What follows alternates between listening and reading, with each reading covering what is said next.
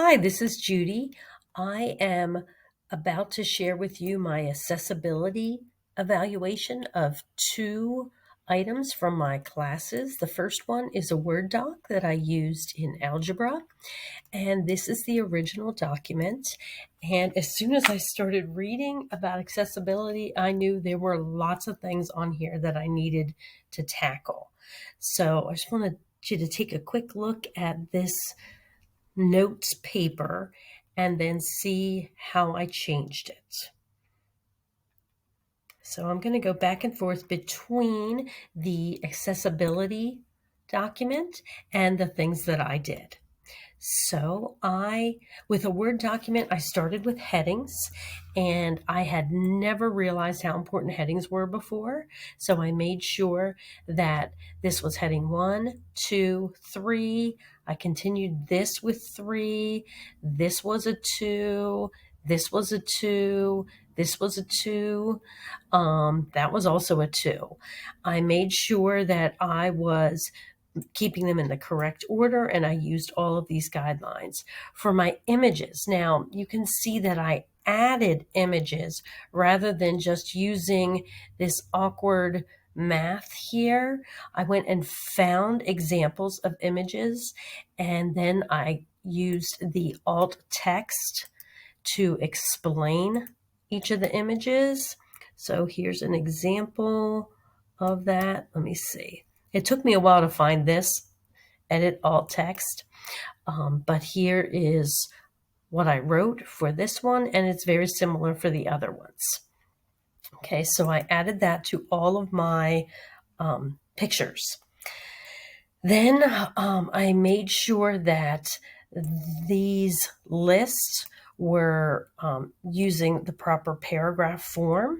I made sure that my links were meaningful, labeled meaningfully, which I have never really thought about before.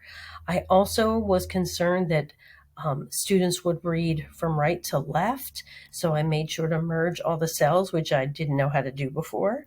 So that was a learning curve for me. And then I looked up the contrast of colors and found that beige with black writing is an easy one to see, so I went with that. So that was my changes, or those were my changes for my Word doc. This took me hours, and I am just shocked that I wasn't aware of this previously, and I'm almost embarrassed that I had never done this before. Another thing that surprised me was when I was reading the chapter in Rice, I had no idea that Tier 3 included like visually impaired or hearing impaired. I guess I just always thought about Tier 1, 2, and 3 and behavioral. So that was something new for me also. Okay, so the next thing I did is I looked at one of my my initial PowerPoint slide that I give kids when I just teach them how to use a Sphero.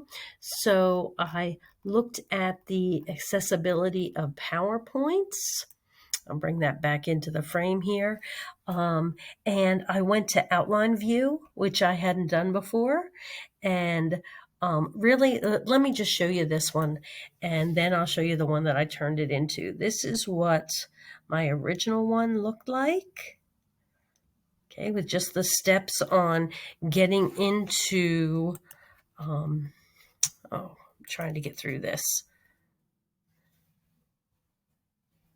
Talking about pair programming and then how to go about joining the class on the app. And I would add a class code there. This is one of the few things that actually stayed the same. Okay, so what I did is I made it a complete new one. So here's this one. Let me pull this into the frame for you. And I even changed the background because I thought that pinkish purple was crazy. So here is my new, more accessible PowerPoint. I looked at the outline view, which I don't know that I ever even knew about before. So I went here went in the view and switched to outline view, where I made sure that you could read everything that I had up on the screen. So I had to change a lot of my slides. I changed this one. This is one of my favorite quotes. And then I know I've told you guys before about my fail forward. For the vocabulary, any video that I included, I put a link down here. So you could either click on the video itself or the link. Then the next one, I just had a video, so I added pair programming and the link to it. This one worked pretty well.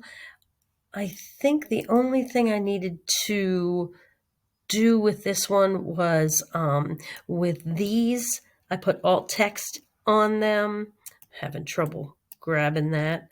But this, here's one. Okay. This says it's the Sphero icon. Oops, I spelled it wrong. This one says a stop sign. Okay. So they would be able to read that. And this does flow in order.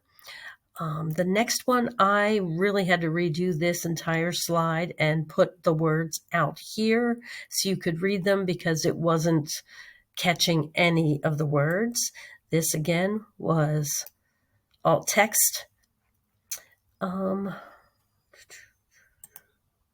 Had to change this one for the same reason. This wasn't showing up. I used alt text for that. This is one of the few that stayed the same. And then, you know what? I did not add what this is. This is icon for first activity. So there, I added that now also. I was surprised at how much I needed to change on my slide deck, which I switched to a PowerPoint here. And I believe I'm going to have to do that with just about all of my slide decks and PowerPoints. This was definitely a huge learning curve and brain boggling, but I learned a lot.